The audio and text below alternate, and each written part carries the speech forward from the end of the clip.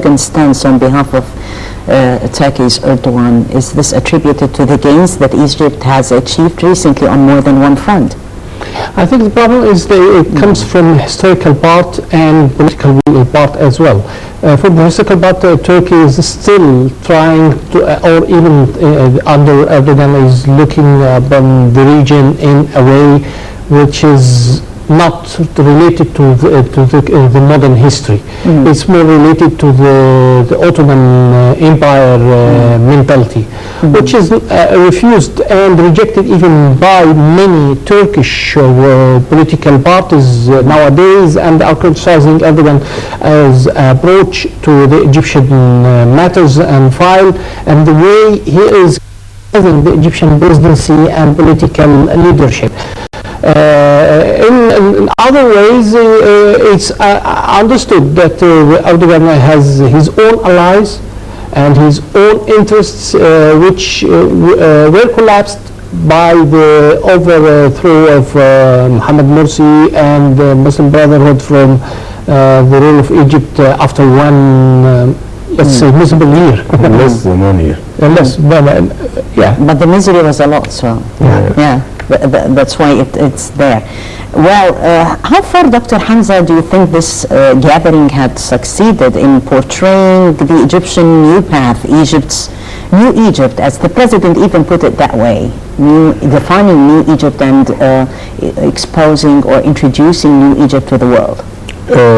This can be reflected on the way how President Sisi had presented his speech. He was very trusting, he was very confident, he was speaking to the point, he was very optimistic. Even though whatever is happening in the region, he was asking to the support that Egypt will take non-permanent seat for the UN. And Egypt is willing to support and collaborate on the international relation to fight terrorism and to support surrounding countries. Even he suggested to support in the counter-Ebola campaign in Middle Africa. So this is reflecting that Egypt is not sleeping anymore, and Egypt is becoming active, and Egypt is young. He insisted on the role of the people, he insisted on the role of the youth of the Egyptian people.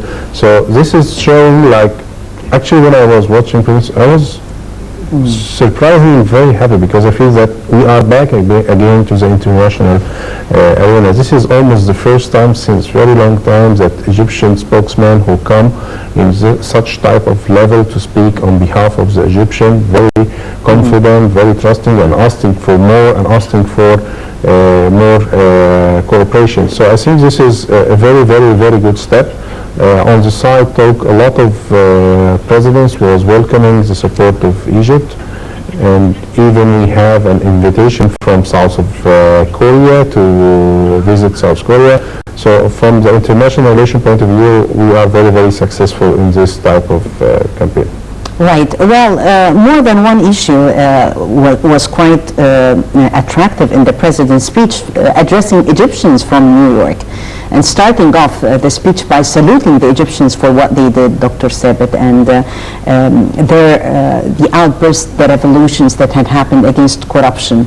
How do you see this message from New York this time, not from Egypt?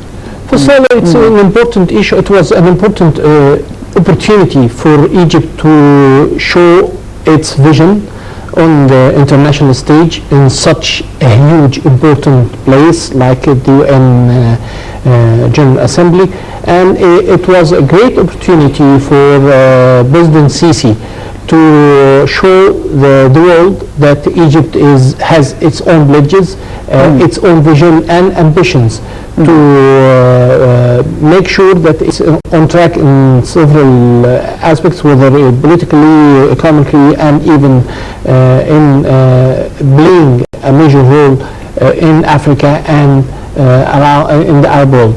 I think the 17 minutes of Sisi's speech had several important highlights, including the vision towards the Egyptians' future, and making sure that the world understands the way we stand, the way we think, and even the way we are looking forward to deal with the world and deal with the world problems as well.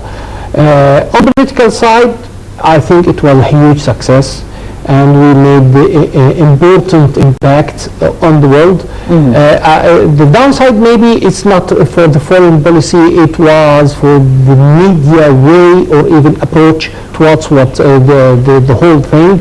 I think the whole people who went there, there are some questions about the huge number of media persons who traveled there. They didn't give any back.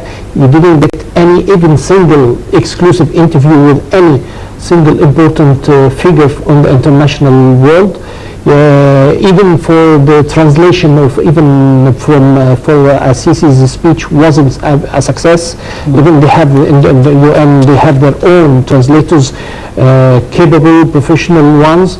There were some downsides from the way we dealt or even spoke to the international world in the media front, and I think we must learn from this fault and the problems that we had to do during this visit, to make sure that we improve our performance and the way we deal with the West or even the world in the media front.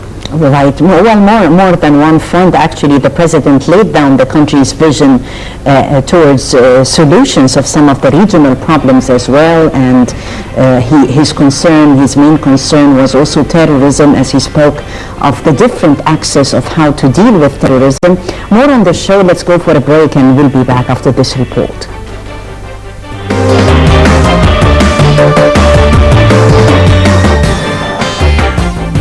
Fattah al-Sisi held meetings with 13 heads of state and government, with Foreign Minister Sameh Shukri attending on Tuesday. Presidential spokesman Ala Yusuf said al-Sisi met first with the Prime Minister of Lebanon, followed by the presidents of South Korea, Chile, and the British Prime Minister, and the presidents of Bulgaria, Cyprus, Serbia, and France.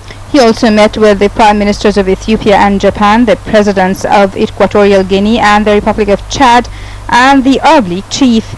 In these meetings, al-Sisi briefed them on the political developments back home, affirming that Egypt was determined to proceed on the democratic transformation track of the roadmap.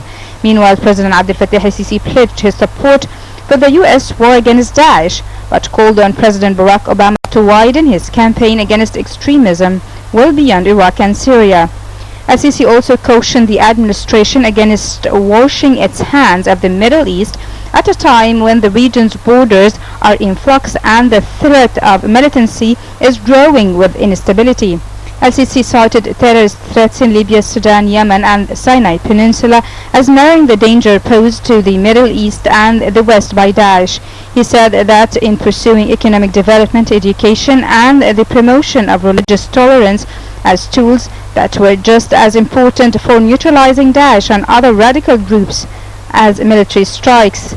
Sisi said that Iraq's military and countries closer to Iraq and Syria, particularly Turkey, Jordan, and Saudi Arabia, should play the most direct role in combating Daesh.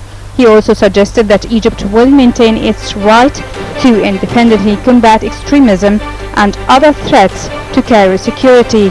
The president said that his government was playing an important role in helping Tripoli-elected government try to maintain order in the North African country.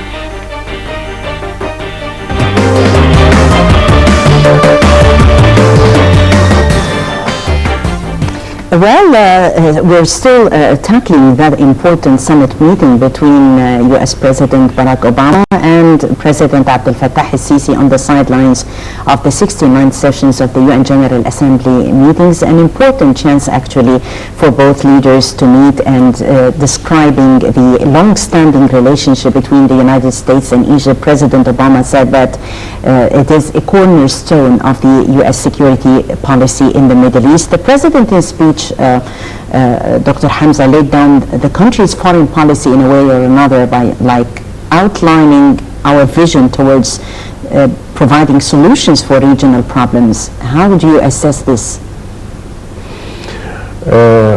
If we look to the first speech President Sisi gave it, which I think it was on Tuesday in the climate change group, Right. he was representing the Arab countries in this. So this is reflecting how far that Egypt is taking a leading role in the region.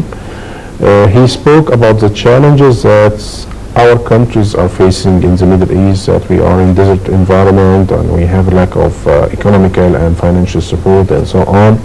And he insisted more than time on the sustainability economical model or sustainability environment model. Okay, so sustainable development doesn't mean that you are going to focus on one dimension and leave the others. This means that you focus on different types of dimension like economy, social, political, environment, and so on.